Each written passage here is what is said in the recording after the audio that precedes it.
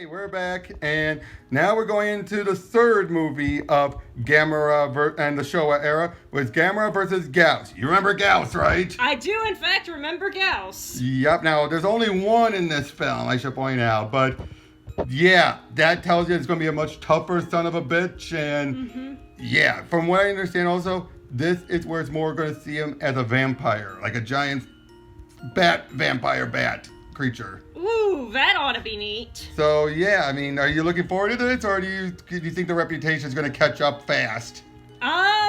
Cautious optimism. Yep, like I said before, this is supposedly still so they keep the quality, maybe not as high as Barugon, but still good quality. So let's hope and see. We'll let you guys know.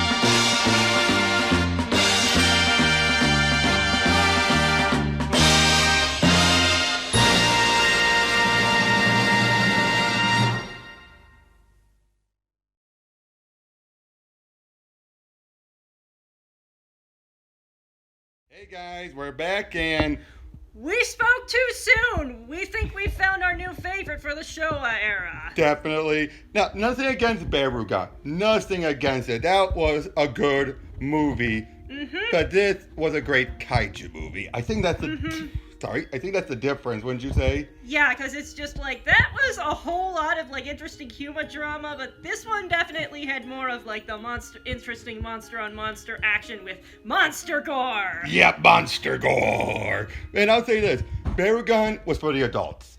That it's very clear. It was for the adults. It had more adult themes going on.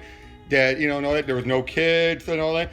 Eiichi, he's right up there with Taru, wouldn't you say? Yes, Eiichi, this just kid that has a whole ton of heart who like gets saved by Gamera early on in the movie. They take him to the amusement park, of which I love how Gamera was like, he's actually telling him like, use the Ferris wheel. They go up, Gamera, I need you to move closer.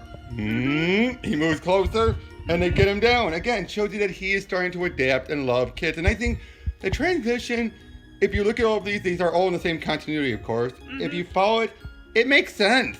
Like, first we have a newly awoken up Gamera who is probably just mostly hungry and grumpy. Definitely. And yeah, he's still angry when he wakes up like, hey, you sent me out of space. But he's more like, I'm not going to be too mad. I'm still hungry. But after Dean Barugon, he's like, hey, I'm not going to let you mess up my home. But then here, it's like, hey, you, Gyaos. Oh, check I say Gyaos. There's a reason they brought him back for the Heisei era, wouldn't you? Because that was one heck of a monster, except this time it was basically like... Dracula, yeah, that was like explicitly the inspiration. Definitely. And I gotta say, we had like 4 fights, didn't we? 4 Gyaos appearances, I should say. We had 4 Gyaos appearances, 3 Gamera, or Gamera, they keep saying it. That's the one annoying thing about these translations, when you say they keep mispronouncing it as Gamera instead of Gamera. Yeah. But yeah, Eiichi, a lot of heart, and they made this clear that this movie was inspired by when they were building a new airport, I believe they said.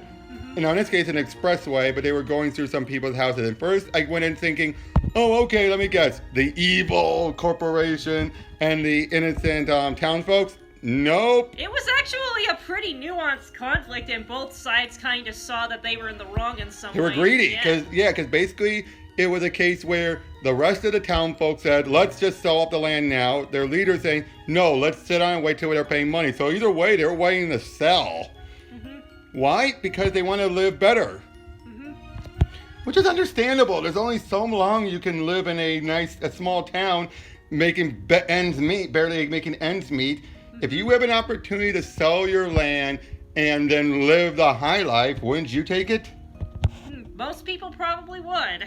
Yeah, and I do understand the leader. He's all like, you must sit on it. And then there's a point where they're saying, you lied to us. And, oh boy, poor Eiichi when that happened.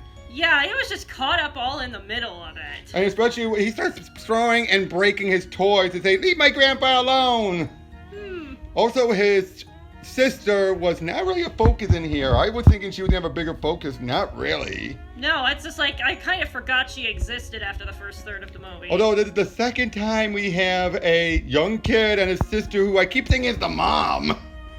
Because Toshi's sister, I kept thinking was the mom, didn't you? Yeah. Even here, his sister feels like, sure, that's not his mom. I mean, I know that's Japanese culture. I get it. That's probably a Japanese culture thing where even sisters can take the mother's role. But yeah, the action, also the fact that humanity actually put up a valiant effort to stop Gyaos and almost succeeded. It's just that there was just a couple of like honest miscalculations in there. But their plan was actually perfect. It was, well, let's make this artificial blood. Well, it's not real artificial blood, but it's just something that looks, smells, and tastes like it. Exactly, something that would get Gyaos to be like, ooh, yummy. But then they put it on a carousel at the amusement park from the beginning and have him, you spin me right round, baby, right round like a record, baby. But yeah, and it almost worked. He's all like, and turns out we find out, at first when he used this weird gas, we're like, wait, what happened? Yeah. Weren't you confused? It's like, what, was it a poison? And we see that Gamera's flames went out. I didn't put it together that's what it was. Did you? I didn't either. Yeah, and then Gamera, and I also do love how we get a hint of the regeneration that would be a huge factor in the Heisei era. They barely use it here. Yeah. They just have it be that, Gyaos has to slice off one of his own feet and then regenerates it later. That's as far as they go, thankfully. But I guess I will say, though, I do think Gyaos went the way he went out was cool. It was a little weak. Because it was basically a repeat of Barugon. Drag him into the thing that would kill him.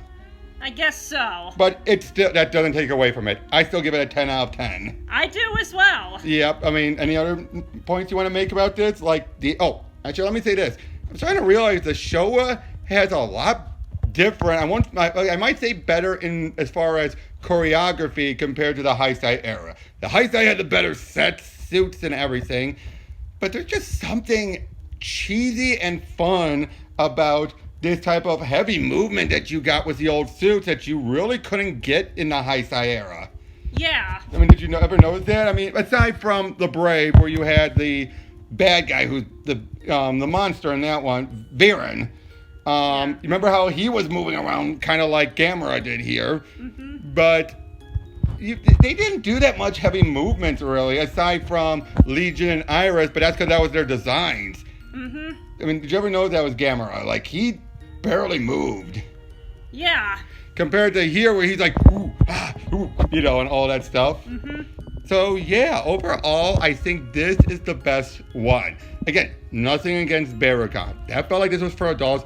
This one felt like it's for families, and going forward, it's going to be a diminishing return of being made for children as it gets, from what I understand, Dumber and Dumber has a brief peak at the second to last, and then just crashes in the last one. But we'll see.